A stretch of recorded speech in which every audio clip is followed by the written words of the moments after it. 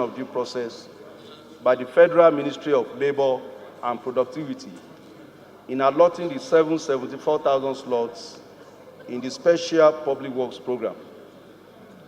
The House notes that in October 2019, President Muhammadu Buhari approved a pilot Special Public Works Program for the National Directorate of Employment, NDE, to implement in 8 states of the Federation. The pilot program was implemented in 5 local government areas in each of the 8 states, namely Adamawa, Borno, Ebonyi, Edo, Ekiti, Jigawa, Katsina, and Kwara. As a result of the success achieved in the implementation of the pilot scheme and the need to mitigate the negative socio-economic impact of the COVID-19 pandemic by providing social safety nets at the lowest level of the economy, the President approved for NDE to employ 774,000 unemployed persons under an expanded Special Public Works Program in all the 774 local governments in Nigeria by employing 1,000 persons per local government area for a period of 3 months, which originally was planned to commence on 1st of October 2020. Further notes that the Special Public Works Program in the rural areas is an employment-intensive technique acquired and adapted by the NDE from one of the capacity-building collaborations with the International Labour Organization, ILO, in the late 1980s to the middle of the 1990s. The project was tagged ILO Honorable Ifeanyi Momo, can you approach the chair, please? Ifeanyi Momo. NDE, labor-based light equipment methods of construction, rehabilitation, and maintenance of public infrastructure. Aware that the National Assembly appropriated a sum of 52 billion naira only in the 2020 fiscal year for the Special Public Works Program, out of which each beneficiary will be paid 20,000 naira only per month over a period of 3 months. Further aware that the Minister of State for Labor inaugurated state selection committees for each state of the Federation, while the NDE, as part of its statutory mandate, was responsible for the registration of the beneficiaries.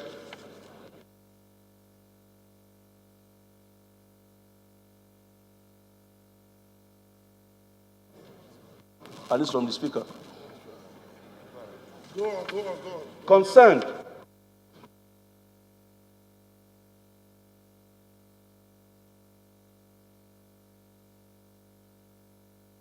beneficiaries compiled by the NDE and forwarded a separate list of purported beneficiaries to the Office of the Minister of State for Labor.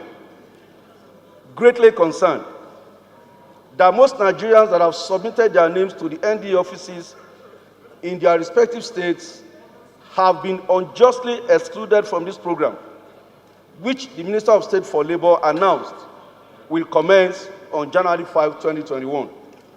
Worry that if this program is allowed to go ahead without following due process, a bad precedent will have been set for implementing programs of this nature in the future, even as our institutions are gradually being undermined, are not allowed to perform their functions as stated in the Enabling Act.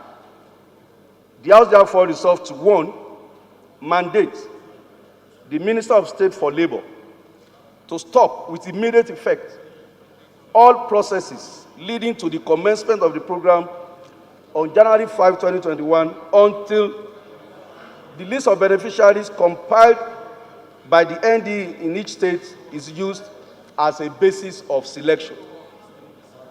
Number 2, mandate the Minister of Finance not to release funds for this program until all issues that are related to non-compliance to due process are resolved.